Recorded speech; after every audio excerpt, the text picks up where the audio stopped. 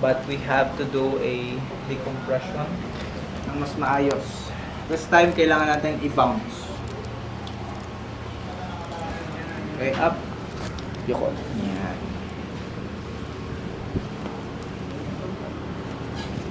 Okay, bite your teeth ng normal at natural. Okay, hinga sa ilong. Exhale. Yan, so we have to bounce this time. Okay, si dati ay iba yung technique na ginagawa natin, but this time ay a little clicking lang kasi para at least natural yung pagkakaroon ng chain reaction. Okay, hinga again, ilong. Exhale, relax ang shoulder. Good one. That's it. Oh my God, sarap.